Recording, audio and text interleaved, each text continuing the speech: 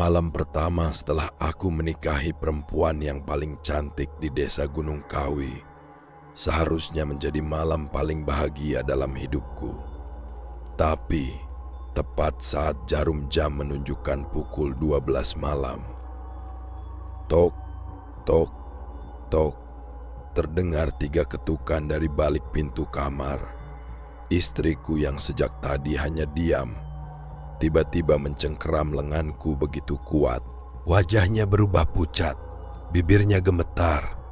Dengan suara yang hampir tak terdengar, ia berbisik, "Jangan, jangan dibuka pintunya." Aku mengira itu hanya lelucon, atau mungkin rasa gugup di malam pertama. Namun beberapa detik kemudian, ketukan itu kembali terdengar. Lebih keras, lebih pelan, seolah seseorang sedang menikmati ketakutanku. Aku melangkah mendekati pintu. Belum sempat tanganku menyentuh gagang, istriku menangis lalu berkata sesuatu yang membuat seluruh tubuhku membeku. Itu bukan tamu. Dia datang menagih janji darah yang dibuat keluargaku puluhan tahun lalu. Dan sejak malam itu, aku baru sadar, perempuan yang kunikahi bukan hanya kembang desa Gunung Kawi. Dia adalah bagian dari sebuah perjanjian yang seharusnya tidak pernah diwariskan kepadaku. Sebelum cerita ini dimulai, selamat datang kembali di Ruang Keramat, sebuah tempat yang selalu memiliki cerita, dan setiap cerita menyimpan banyak rahasia. Kalau menurut kalian, apa yang sebenarnya mengetuk pintu kamar itu di malam pertama? Tulis pendapat kalian di kolom komentar. Jangan lupa tekan tombol like, subscribe, dan aktifkan lonceng notifikasi agar kalian tidak ketinggalan cerita yang mungkin memiliki rahasia misterius lainnya. Semua itu bermula saat aku memutuskan menikahi kembang desa Gunung Kawi. Namaku Arga. Usiaku baru 28 tahun. Sehari-hari aku bekerja sebagai teknisi jaringan internet di sebuah perusahaan swasta di Kota Malang. Pekerjaanku sederhana, berpindah dari satu lokasi ke lokasi lain, memasang jaringan, memperbaiki kabel, lalu pulang. Hidupku juga biasa saja, tidak pernah percaya hal-hal mistis. Menurutku, semua kejadian yang dianggap angker selalu punya penjelasan yang masuk akal. Sampai akhirnya, perusahaan tempatku bekerja menerima proyek pemasangan jaringan di kawasan Gunung Kawi. Awalnya aku sempat menolak, bukan karena takut, melainkan karena jaraknya cukup jauh dari kota. Tapi atasanku berkata, pekerjaan itu hanya berlangsung beberapa minggu. Setelah selesai, aku bisa kembali menjalani hidup seperti biasa. Aku pun menerimanya. Hari pertama di Gunung Kawi, udara di sana terasa berbeda. Lebih sejuk, lebih tenang. Kabut tipis hampir selalu menggantung di antara pepohonan. Desanya tidak terlalu besar. Rumah-rumah berdiri berjauhan. Sebagian besar warganya bekerja sebagai petani dan pedagang. Mereka ramah. Setiap kali aku lewat, mereka selalu menyapaku lebih dulu.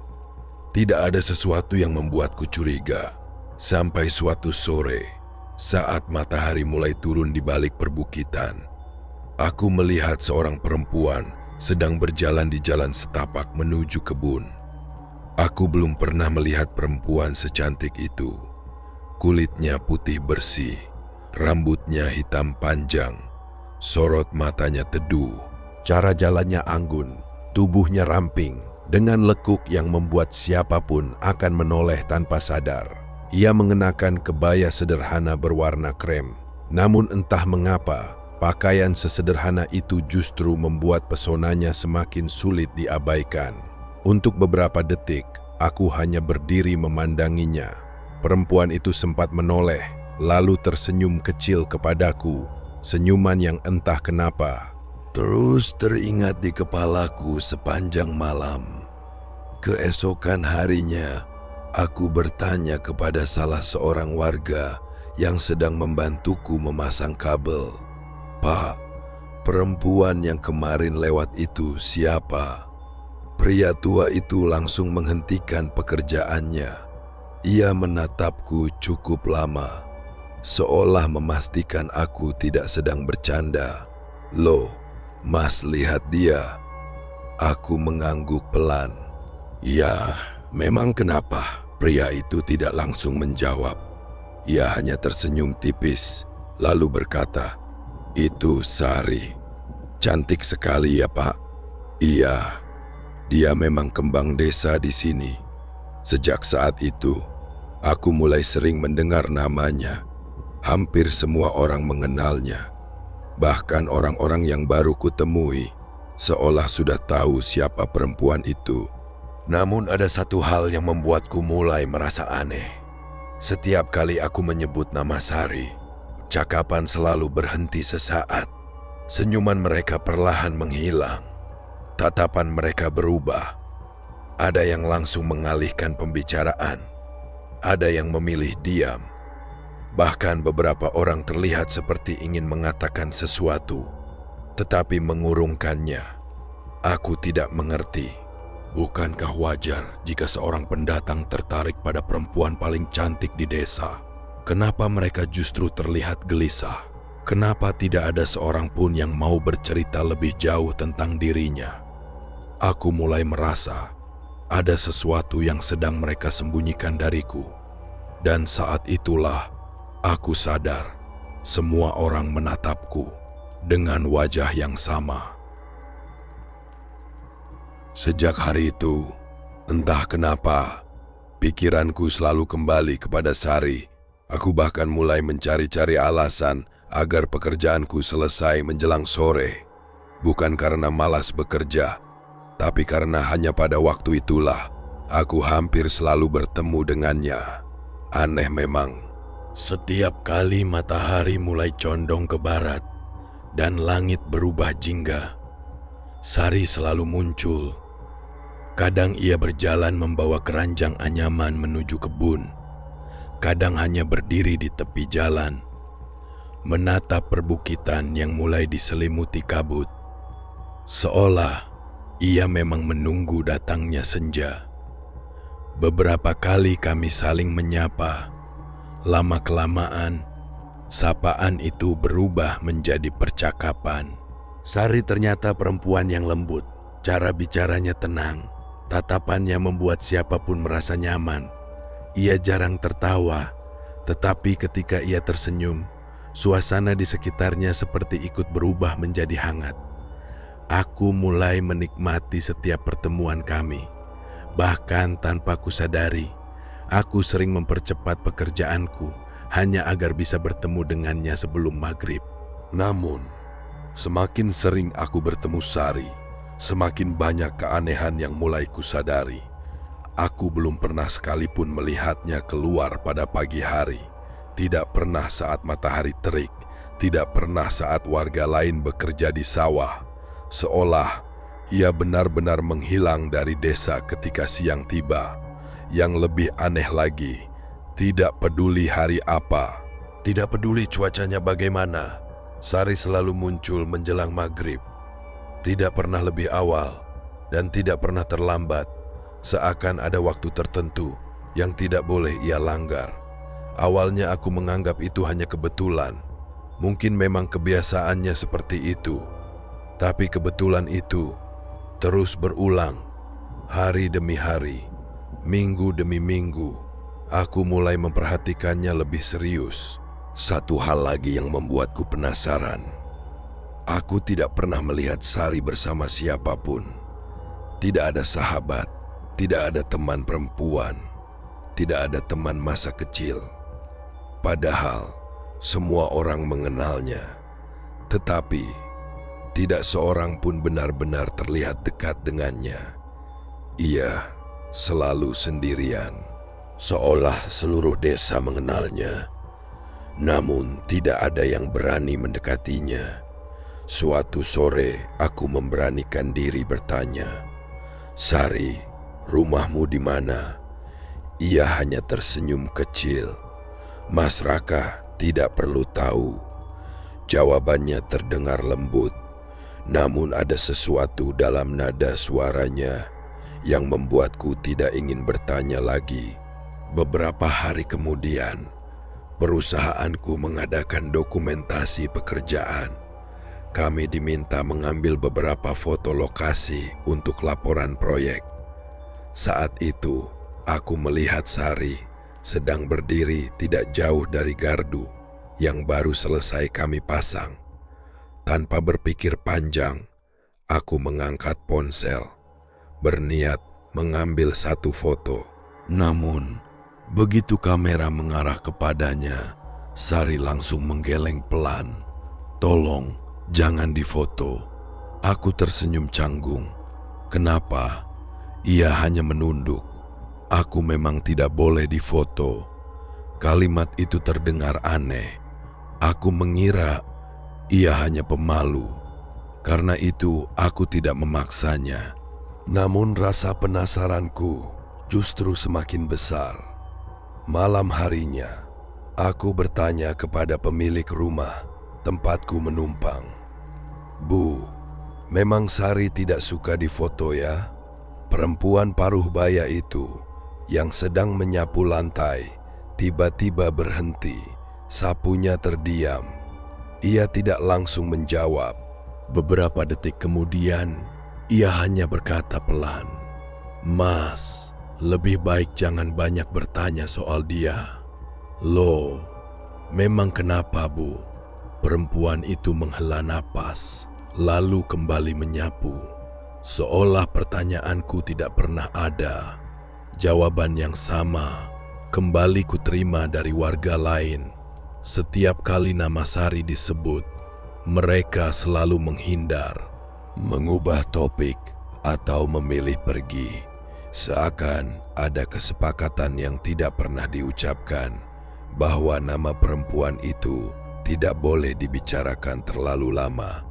Rasa penasaranku akhirnya membawaku ke balai desa.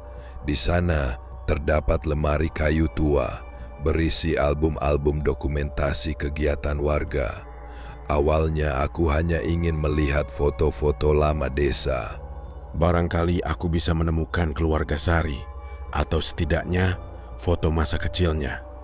Aku membuka lembar demi lembar album yang sudah menguning. Foto panen, foto perayaan desa, foto pernikahan, semuanya terlihat biasa, hingga sebuah foto hitam putih membuat tanganku berhenti bergerak. Di sudut foto itu berdiri seorang perempuan berkebaya, Rambut panjang, senyum tipis, tatapan mata yang begitu tenang. Aku langsung mengenalinya. Dadaku mendadak terasa sesak.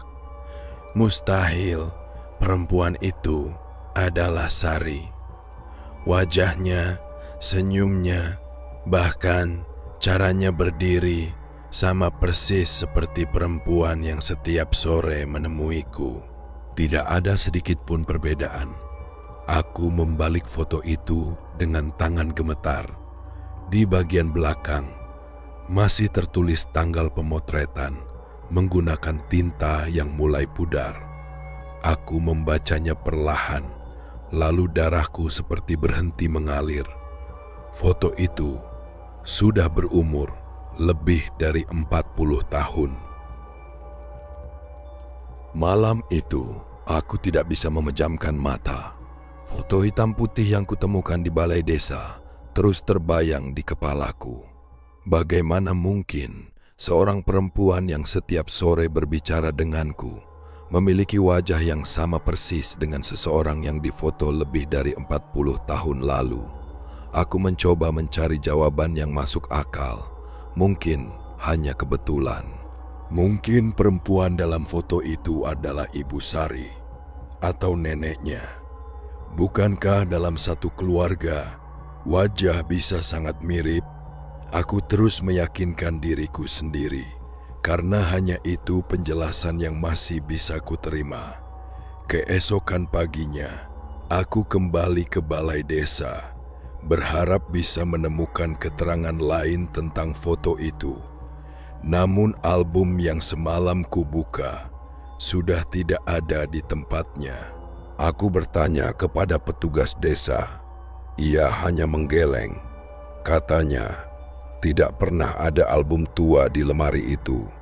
Jawaban itu membuat bulu kuduku perlahan berdiri. Aku tahu apa yang kulihat semalam.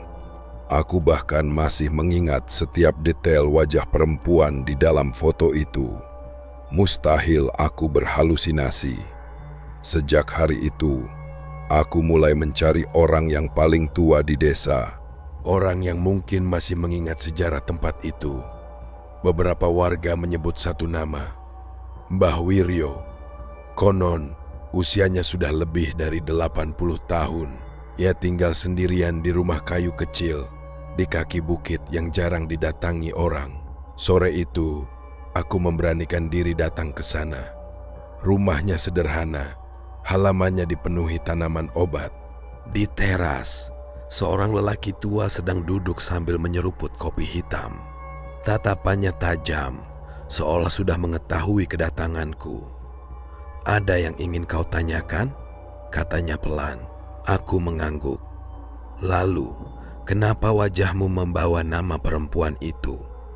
Aku terdiam. Belum sempat aku menyebut nama Sari. Ia sudah lebih dulu mengucapkannya. Aku akhirnya menceritakan semuanya tentang pertemuanku dengan Sari, tentang foto tua itu, tentang sikap warga yang selalu menghindar. Mbah Wiryo mendengarkan tanpa memotong sedikit pun. Setelah aku selesai bercerita, ia menatap jauh ke arah perbukitan yang mulai tertutup kabut.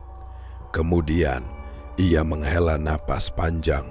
"Aku sudah menduga kau akhirnya bertemu dengannya." Aku langsung duduk lebih dekat. "Mbah, sebenarnya Sari itu siapa?" Lelaki tua itu tidak langsung menjawab. Ia justru mengambil segenggam tanah dari pot kecil di samping kursinya. Tanah itu ia remas perlahan, lalu dibiarkan jatuh kembali. Gunung Kawi bukan hanya menyimpan berkah, tapi juga menyimpan janji. Aku mengernyitkan dahi. "Janji?" Mbah Wiryo mengangguk pelan. "Dulu, sebelum desa ini seramai sekarang, ada beberapa keluarga yang membuat sumpah kepada penjaga tempat ini, bukan demi kekuasaan, bukan demi umur panjang, tapi demi kemakmuran. Sawah mereka subur, panen tidak pernah gagal, usaha selalu berhasil, anak cucu hidup berkecukupan. Namun, semua itu tidak pernah diberikan secara cuma-cuma." Aku mulai mendengarkan lebih serius. "Setiap janji selalu meminta balasan. Itulah yang disebut janji darah." Aku menelan ludah. "Balasannya apa, Mbah?" Tatapan lelaki tua itu berubah sendu. "Ada sesuatu yang harus diwariskan dari satu keturunan ke keturunan berikutnya."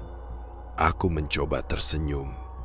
Bagiku, semua itu terdengar seperti cerita rakyat. Legenda yang sengaja dibuat agar orang-orang takut. Bah, zaman sekarang mana mungkin ada sumpah seperti itu? Bukankah semua itu hanya mitos? Mbah Wiryo tidak marah. Ia hanya tersenyum tipis. Senyum yang sulit kuartikan. "Kalian yang hidup di zaman sekarang selalu menganggap sesuatu tidak ada hanya karena belum pernah melihatnya." Aku memilih diam. Entah kenapa, perkataannya membuatku sedikit tidak nyaman. Lalu, ia kembali berbicara. "Kau menyukai Sari, bukan?" Aku tersenyum malu. "Iya, Mbah. Dia perempuan yang baik. Dan aku berniat serius." Lelaki tua itu menatapku cukup lama, Lama sekali, seolah sedang memastikan sesuatu. Kemudian, ia bertanya dengan suara pelan, "Kau berniat menikahinya?" Aku mengangguk mantap. "Iya, aku ingin melamarnya." Beberapa detik, tidak ada suara apapun. Hanya angin sore yang berembus pelan melewati pepohonan. Lalu, Mbah Wiryo berdiri. Tubuhnya memang renta, tetapi sorot matanya berubah begitu tajam. Ia menatap lurus ke arahku. "Kalau masih ada perempuan lain, pilihlah perempuan lain. Jangan Sari." Aku menggeleng pelan. "Mbah, saya mencintainya, dan saya tidak percaya dengan kutukan ataupun sumpah lama. Bagi saya, Sari hanya perempuan biasa." Mbah Wiryo memejamkan mata, seolah sudah menduga jawaban itu sejak awal. Ia kemudian membuka matanya perlahan. Tatapannya penuh rasa iba. Bukan marah, bukan kesal, melainkan iba kepada seseorang yang sedang berjalan menuju sesuatu yang belum mampu ia pahami. Sebelum aku meninggalkan rumahnya, Mbah Wiryo mengucapkan satu kalimat. Kalimat yang terus terngiang di telingaku, bahkan hingga hari pernikahanku tiba. "Kalau kau tetap menikahinya, malam pertama bukan hanya kalian berdua." Aku pulang dari rumah Mbah Wiryo dengan kepala yang dipenuhi berbagai pertanyaan. Setiap kata yang diucapkannya masih terus terngiang di telingaku. Tentang sumpah, tentang janji darah, dan tentang larangan untuk menikahi Sari. Namun, semakin aku mencoba melupakannya, semakin kuat pula keinginanku untuk membuktikan bahwa semua itu hanyalah cerita lama. Aku tidak ingin hidup dikendalikan oleh ketakutan, apalagi oleh sesuatu yang belum pernah kulihat dengan mata kepalaku sendiri. Beberapa hari kemudian, aku memberanikan diri menemui orang tua Sari. Rumah mereka berada di ujung desa. Bangunannya sederhana, terbuat dari kayu tua yang masih terawat. Ayah Sari menerima kedatanganku dengan ramah. Ibunya hanya tersenyum, tetapi entah kenapa tatapan mereka seperti menyimpan beban yang sangat berat. Aku menyampaikan niatku. Aku ingin melamar Sari. Suasana rumah mendadak sunyi. Tidak ada yang langsung menjawab. Ayah Sari menundukkan kepala, sementara ibunya memejamkan mata, seolah sedang menahan sesuatu. Aku sempat mengira mereka akan menolak. Namun beberapa saat kemudian, Ayah Sari menganggukkan kepala. "Kalau itu memang pilihan kalian, kami tidak akan menghalangi." Jawaban itu seharusnya membuatku lega. Tetapi entah mengapa, aku justru merasa semakin tidak tenang. Berita tentang rencana pernikahan kami menyebar dengan cepat. Semua warga mengetahuinya. Mereka tetap datang ketika bertemu denganku, tetap menyapa, tetap tersenyum. Namun, senyuman mereka kini terasa berbeda. Tidak lagi hangat, melainkan seperti senyuman seseorang yang sudah mengetahui akhir dari sebuah cerita. Persiapan pernikahan dimulai, tenda didirikan, kursi-kursi mulai disusun, ibu-ibu memasak di dapur umum, anak-anak berlarian membawa hiasan. Sekilas, semuanya tampak normal, tetapi keanehan mulai muncul satu persatu. Pagi itu, saat para lelaki sedang memasang dekorasi, tiba-tiba semua ayam di sekitar rumah berlarian sambil berkokok keras. Padahal, tidak ada seekor pun hewan yang mengejar mereka. Beberapa ekor kambing yang diikat di belakang rumah mendadak mengembik tanpa henti. Bahkan seekor sapi yang biasanya tenang terus menghentakkan kakinya ke tanah. Orang-orang hanya saling pandang, Tidak ada yang berani berkomentar. Mereka kembali bekerja, seolah kejadian itu tidak pernah terjadi. Menjelang sore, keanehan lain kembali muncul. Langit yang sejak pagi cerah, mendadak berubah mendung. Awan hitam menggantung tepat di atas desa. Namun, tidak turun hujan. Udara terasa semakin dingin. Kabut turun lebih cepat dari biasanya. Aku melihat beberapa warga mulai berbisik. Tetapi ketika aku mendekat, mereka langsung diam. Hari akad pun tiba. Sejak pagi rumah Sari dipenuhi tamu. Suara doa terdengar dari berbagai sudut. Orang-orang datang membawa senyum. Ucapan selamat terus mengalir. Aku berusaha mengabaikan semua kegelisahan yang sejak beberapa hari terakhir memenuhi pikiranku. Hari itu, aku hanya ingin menjadi seorang pengantin. Tidak lebih, tidak kurang. Ketika rombonganku tiba di rumah Sari, matahari bersinar cukup terang. Langit kembali cerah, seolah semua kejadian aneh sebelumnya hanyalah kebetulan. Aku mulai merasa lega. Mungkin benar, aku terlalu banyak memikirkan cerita Mbah Wiryo. Prosesi akad dimulai. Penghulu duduk di hadapanku. Para saksi telah bersiap.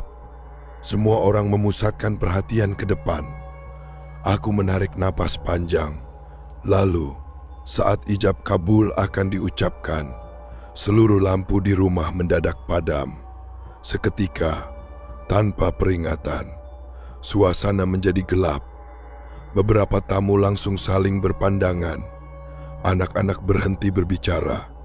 Tidak ada suara apapun, hanya keheningan yang terasa begitu berat. Anehnya, tidak lama kemudian listrik kembali menyala. Seolah tidak pernah terjadi apa-apa. Seseorang mencoba tertawa kecil, mengatakan mungkin hanya listrik turun sesaat. Orang-orang pun kembali duduk. Prosesi dilanjutkan. Aku mencoba menenangkan diriku sendiri. Namun, baru beberapa detik kemudian, aku menyadari sesuatu. Angin yang sejak pagi terus berembus, mendadak berhenti. Benar-benar berhenti. Daun-daun yang tadi bergerak, kini diam. Asap dari dapur naik lurus ke atas. Tidak bergoyang sedikit pun. Udara terasa begitu hening, begitu sunyi, seolah seluruh desa sedang menahan napas. Aku sempat menoleh keluar. Kabut tipis mulai memenuhi halaman. Padahal matahari masih tinggi, tetapi penghulu tetap melanjutkan akad. Dengan suara mantap, aku mengucapkan ijab kabul. Satu tarikan napas, satu ucapan, dan sah. Orang-orang mengucapkan syukur, doa dipanjatkan. Beberapa tamu tersenyum bahagia. Musik kembali diputar. Anak-anak kembali berlarian. Sekilas, semuanya terlihat normal. Seolah seluruh keanehan tadi hanyalah kebetulan. Aku menggenggam tangan Sari. Ia tersenyum kepadaku. Senyumnya tetap lembut, tetapi matanya tidak menunjukkan kebahagiaan.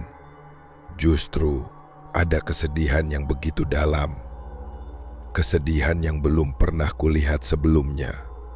Di tengah keramaian itu, aku melihat Mbah Wiryo berdiri di bawah pohon besar di pinggir halaman. Ia tidak ikut mendekat, tidak ikut memberi selamat. Hanya berdiri memandang kami dari kejauhan. Perlahan, aku melihat kedua matanya mulai berkaca-kaca. Lalu, air mata itu jatuh. Tanpa suara, tanpa isak, ia menangis. Seolah baru saja kehilangan seseorang yang sangat berharga. Aku berniat menghampirinya. Namun, sebelum aku sempat melangkah, Mbah Wiryo menggeleng pelan. Bibirnya bergetar. Dengan suara lirih yang hampir tenggelam oleh keramaian, ia berkata, "Maafkan kami." Malam itu, setelah seluruh tamu pulang, rumah perlahan kembali sunyi. Suara tawa, suara musik, dan percakapan para tamu sedikit demi sedikit menghilang. Yang tersisa hanya suara serangga malam dan angin dingin yang sesekali menyelinap melalui celah-celah dinding kayu. Aku menarik napas panjang. Hari yang melelahkan itu akhirnya selesai. Aku menoleh ke arah Sari. Ia masih mengenakan kebaya putih yang sejak pagi dipakainya. Wajahnya tetap cantik, tetapi senyum yang tadi sempat kulihat kini sudah tidak ada. Tatapannya kosong, seolah pikirannya sedang berada di tempat lain. Aku mencoba mencairkan suasana. "Kamu capek ya?" Sari hanya mengangguk pelan. Aku tersenyum. "Wajar, hari ini panjang sekali." Ia kembali mengangguk. Tidak berkata apa-apa. Aku mulai merasa aneh. Sejak akad selesai, Sari hampir tidak pernah berbicara. Padahal sebelumnya, ia selalu menjawab setiap pertanyaanku dengan lembut. Malam itu, ia lebih banyak diam. Aku menganggap mungkin ia hanya gugup. Aku mencoba memahami. Kami pun berjalan menuju kamar yang telah disiapkan keluarga untuk malam pertama. Kamar itu berada di bagian paling belakang rumah, jauh dari ruang tamu, jauh dari dapur, dan langsung menghadap ke kebun yang dipenuhi pohon-pohon tua. Saat pintu kamarku tutup, keheningan langsung terasa berbeda. Sunyi, bukan sunyi yang menenangkan, melainkan sunyi yang seolah sedang menunggu sesuatu. Aku kembali mencoba tersenyum. Mulai hari ini, kita sudah jadi suami istri. Sari menatapku, matanya tampak berkaca-kaca. Namun, ia tidak membalas senyumku. Ia justru memandang ke arah pintu kamar. Sejak tadi, tatapannya tidak pernah lepas dari sana. Aku ikut menoleh.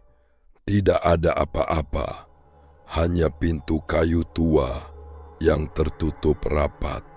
Aku mendekatinya, memastikan penguncinya sudah terpasang. Semua baik-baik saja. Aku kembali duduk di sisi ranjang. Waktu kecil, aku selalu membayangkan malam pertama akan seperti ini. Kataku sambil tertawa kecil. Tidak ada jawaban. Sari tetap diam. Aku mulai menyadari. Napasnya semakin cepat. Jari-jarinya saling menggenggam begitu erat. Bahkan tubuhnya mulai bergetar pelan. "Sari, kamu kenapa?" Ia menunduk, lalu berbisik hampir tanpa suara. "Aku takut." Kalimat itu membuatku bingung. Takut apa? Ia tidak menjawab. Aku mencoba menggenggam tangannya. Tangannya terasa sangat dingin. Dingin, seperti baru saja memegang bongkahan es. Aku kembali melihat jam dinding. Jarumnya perlahan bergerak. 5 menit menjelang tengah malam. Entah kenapa, dadaku mulai terasa sesak. Tanpa alasan yang jelas, di luar rumah tidak terdengar suara siapapun. Tidak ada percakapan, tidak ada langkah kaki, bahkan suara jangkrik yang sejak tadi memenuhi malam mendadak menghilang. Keheningan itu terlalu sempurna sampai terdengar suara jarum jam bergerak. Tik, tik, tik. Setiap detiknya terasa semakin berat. Aku memandang jam itu tanpa berkedip. Jarum panjang terus bergerak. Hingga akhirnya menunjuk angka 12. Tepat pukul 12 malam. Tok, tok, tok. 3 ketukan. Datangnya dari balik pintu kamar. Aku langsung menoleh. Sari menutup mulutnya sendiri. Wajahnya berubah pucat. Matanya membesar. Aku berdiri. Mungkin masih ada keluarga yang belum pulang. Kataku berusaha terdengar tenang. Aku melangkah menuju pintu, lalu membuka penguncinya. Perlahan, pintu kubuka. Tidak ada siapa-siapa. Lorong rumah kosong. Lampu minyak masih menyala redup. Tidak ada seorang pun berdiri di sana. Aku bahkan melihat ke halaman. Sepi. Hanya kabut tipis yang mulai turun menutupi tanah. Aku kembali menutup pintu. Mungkin cuma salah dengar. Belum sempat aku melangkah menjauh. Tok, tok, tok. Ketukan itu kembali terdengar. Kali ini lebih keras, lebih jelas. Bukan dari luar rumah, melainkan tepat di balik pintu yang baru saja kututup. Aku membuka pintu sekali lagi. Dengan lebih cepat. Kosong. Tetap tidak ada siapa-siapa. Namun, udara di luar berubah. Aroma tanah basah tiba-tiba memenuhi lorong. Padahal sejak sore tidak pernah turun hujan. Bau itu semakin pekat. Seperti tanah kuburan yang baru saja digali. Aku mengernyitkan dahi. Ini bau apa? Belum sempat aku selesai berbicara. Sari tiba-tiba menarik lenganku. Jangan. Suara itu hampir tidak terdengar. Aku menoleh. Ia kini menangis. Air matanya mengalir tanpa henti. Tubuhnya gemetar semakin hebat. Sari, ada apa sebenarnya? Ia tidak menjawab. Tatapannya tetap mengarah ke lorong di luar pintu. Aku ikut melihat ke arah yang sama. Kosong. Tetapi di balik bau tanah basah itu, aku mulai mendengar sesuatu. Krek, krek, krek. Suara langkah kaki. Pelan, berat, seolah seseorang sedang berjalan di atas tanah yang lembek. Langkah itu tidak tergesa-gesa, tidak pula berhenti. Semakin lama, semakin dekat. Krek, krek, krek. Setiap langkah terdengar jelas. Padahal lorong di depan kamar tetap kosong. Tidak ada bayangan, tidak ada manusia. Hanya suara langkah yang terus mendekat. Dadaku berdegup semakin kencang. Logikaku mulai runtuh. Aku tidak lagi mampu menjelaskan apa yang sedang terjadi. Lalu, Sari menggenggam lenganku begitu kuat. Kuku-kukunya menusuk kulitku dengan suara lirih yang dipenuhi ketakutan. Ia akhirnya berkata, "Dia datang." Aku menelan ludah. Siapa? Sari memejamkan mata. Air matanya kembali jatuh. Namun, ia tidak sanggup menjawab. Di saat yang sama, suara langkah itu berhenti. Tepat di depan pintu kamar. Aku menatap gagang pintu. Tanganku perlahan terangkat. Lalu, dengan napas yang mulai memburu, aku mulai membuka pintu. Pintu itu terbuka, sedikit demi sedikit. Aku langsung menatap lorong di depan kamar. Kosong, tidak ada siapa-siapa. Hanya kabut tipis yang menggantung di sepanjang lantai kayu. Namun, suara langkah itu belum menghilang. Kini terdengar tepat di belakangku.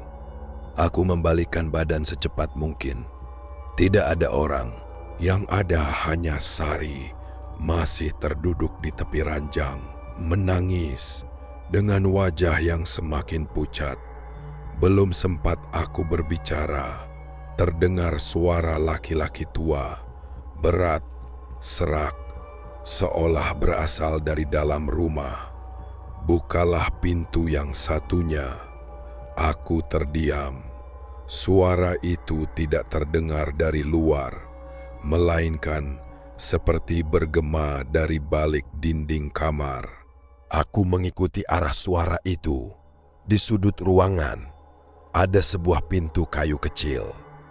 Pintu yang sejak tadi tidak kusadari keberadaannya.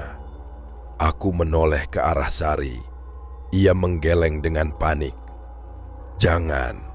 Suara itu kembali terdengar. Kau sudah menjadi bagian dari janji.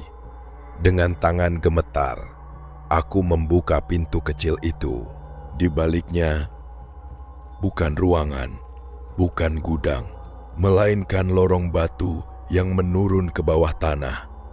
Udara dingin langsung menerpa wajahku. Bau tanah basah semakin menyengat, seolah lorong itu sudah tertutup selama puluhan tahun. Di ujung lorong terlihat cahaya temaram dari beberapa lilin, dan di sana berdiri seorang lelaki tua berpakaian adat. Tubuhnya kurus, kulitnya pucat, tatapannya kosong, namun matanya terbuka lebar menatapku. Aku tidak mengenalnya, tetapi entah mengapa ada rasa takut yang tidak bisa kujelaskan. Lelaki itu mengangkat tangannya perlahan, lalu berkata, "Akhirnya, keturunan yang dijanjikan datang." Aku mundur satu langkah. "Kau siapa?"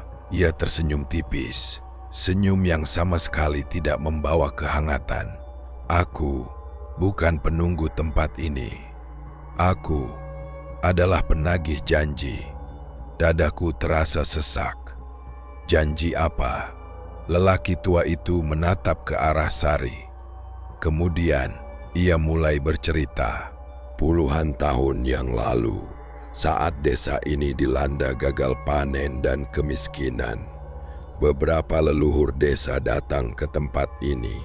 Mereka meminta kehidupan yang lebih baik. Mereka meminta sawah yang subur. Mereka meminta agar keturunan mereka hidup berkecukupan. Dan permintaan mereka dikabulkan. Tetapi ada syarat yang harus diwariskan. Setiap beberapa puluh tahun sekali, harus ada satu keturunan dari keluarga tertentu yang dipersembahkan melalui sebuah ikatan pernikahan. Bukan untuk dibunuh, bukan untuk dikorbankan, melainkan untuk menggantikan penjaga ikatan itu. Aku menoleh ke arah Sari. Air matanya tidak berhenti mengalir. Jadi, selama ini Sari mengangguk pelan. Aku lahir untuk menunggu seseorang yang akan menggantikanku. Aku menggeleng. Tidak, ini tidak masuk akal. Kita bisa pergi dari sini. Sari tersenyum pahit. Kalau semudah itu, aku sudah melakukannya sejak lama. Lelaki tua itu kembali berbicara. Karena itulah, ia tidak pernah keluar pada siang hari. Ia hanya muncul menjelang maghrib. Itu batas yang masih diizinkan baginya. Aku teringat semua keanehan. Sari yang selalu muncul saat senja, tidak pernah terlihat di siang hari.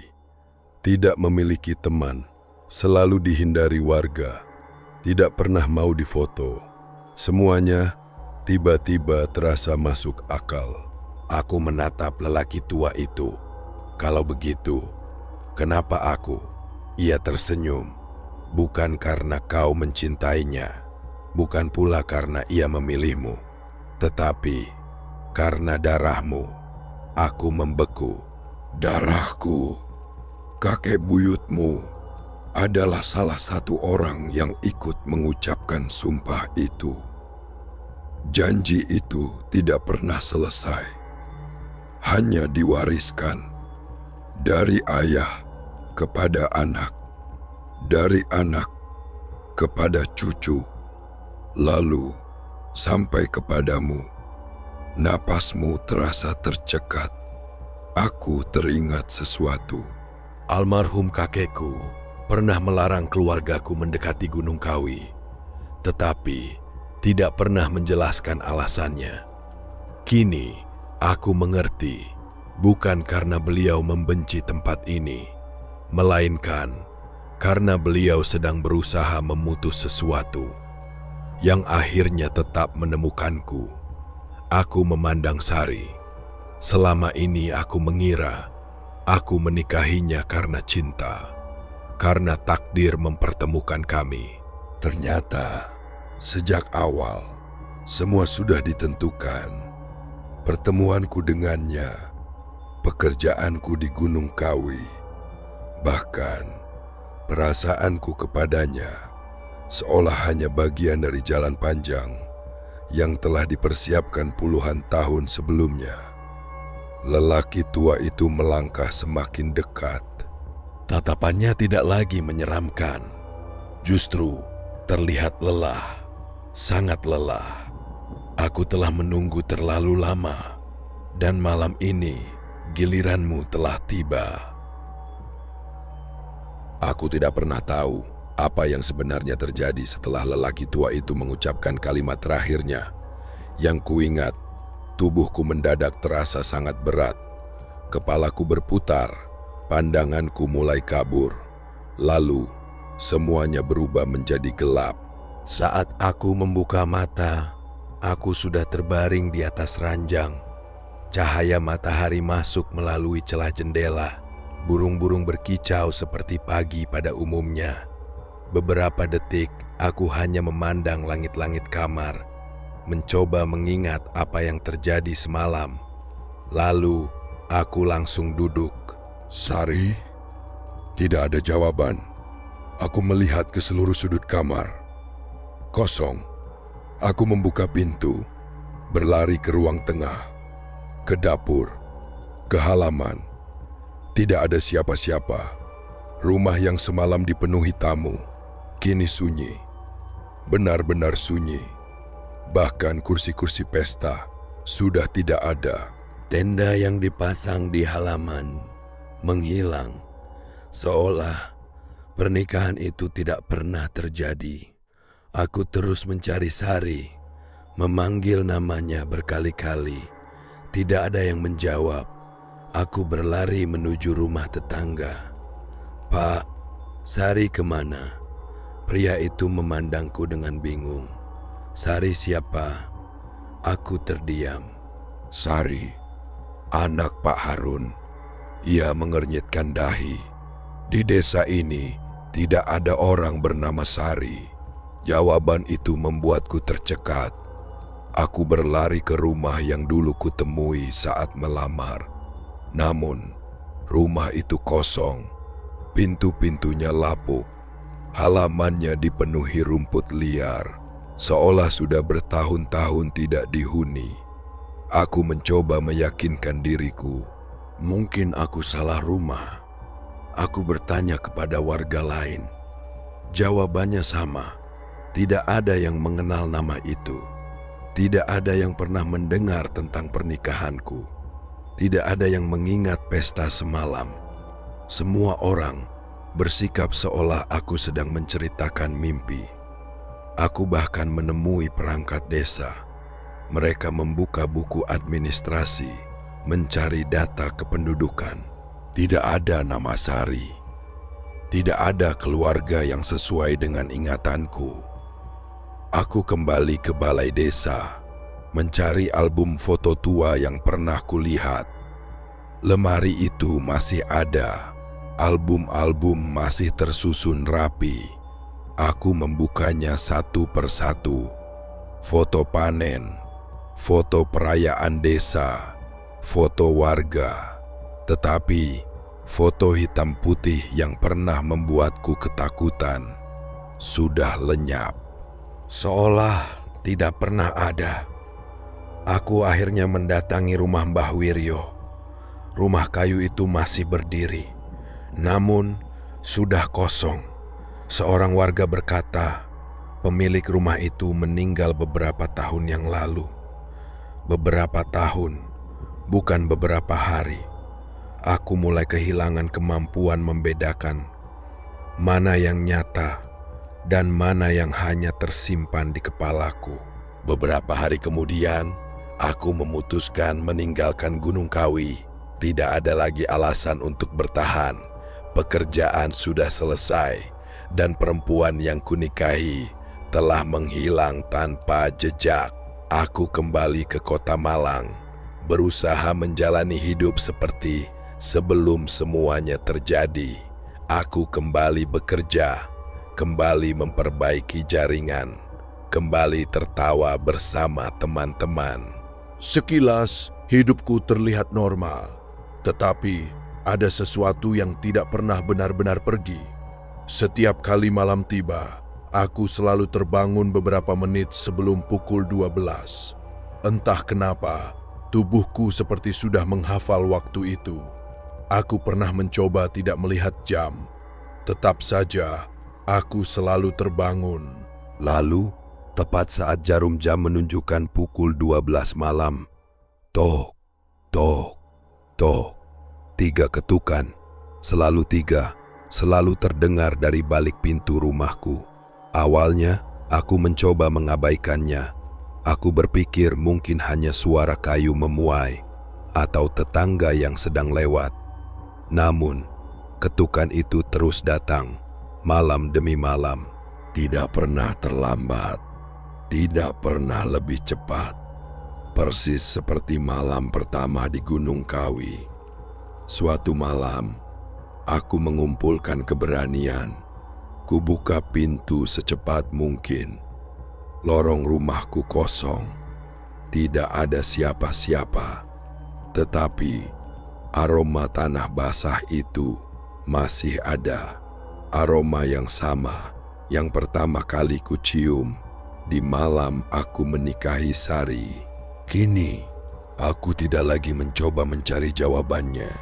Karena aku mulai mengerti beberapa janji tidak berakhir ketika seseorang menghilang. Dan beberapa kutukan tidak membutuhkan wujud untuk terus menghantui. Sampai detik ini, aku masih hidup. Tetapi setiap malam, saat 3 ketukan itu kembali terdengar, aku selalu bertanya dalam hati, apakah malam ini akhirnya giliranku? Sampai hari ini, aku masih sering bertanya pada diriku sendiri, apa yang sebenarnya terjadi malam itu? Apakah semua yang kulihat benar-benar nyata? Atau semuanya hanyalah mimpi yang terlalu kelam untuk dilupakan? Namun, setiap kali 3 ketukan itu kembali terdengar di balik pintuku, aku tahu ada sesuatu yang belum benar-benar selesai. Mungkin janji darah itu memang sudah dibayar, atau mungkin yang lunas hanyalah bagian yang harus kutanggung. Karena bisa saja penagihnya tidak pernah benar-benar pergi. Ia hanya menunggu seseorang yang akan menggantikan giliran berikutnya. Dan kalau itu benar, berarti di suatu tempat mungkin ada seseorang yang saat ini sedang jatuh cinta, sedang merencanakan pernikahan, tanpa pernah menyadari bahwa dirinya sedang berjalan menuju janji lama yang bahkan tidak pernah ia buat sendiri. Itulah yang paling mengerikan dari sebuah warisan. Bukan karena harta yang ditinggalkan, melainkan karena dosa dan janji juga bisa diwariskan. Lalu menurut kalian, apakah sosok yang datang malam itu benar-benar penagih janji darah? Atau sebenarnya ada rahasia lain yang masih disembunyikan oleh warga desa Gunung Kawi? Coba tuliskan teori kalian di kolom komentar. Aku ingin membaca pendapat kalian satu persatu. Kalau kalian menyukai cerita horor dengan nuansa misteri, legenda, dan kisah-kisah yang terasa seperti kesaksian nyata, jangan lupa tekan tombol like, subscribe, dan aktifkan lonceng notifikasi. Karena di Ruang Keramat masih banyak kisah yang belum pernah diceritakan. Masih banyak pintu yang seharusnya tidak pernah dibuka. Dan masih banyak rahasia yang memilih tetap hidup di dalam kegelapan. Saya pamit undur diri. Terima kasih sudah menemani perjalanan cerita ini hingga akhir. Sampai bertemu di kisah berikutnya. Selamat malam, dan semoga tidak ada yang mengetuk pintu rumah kalian tepat saat jarum jam menunjukkan pukul 12.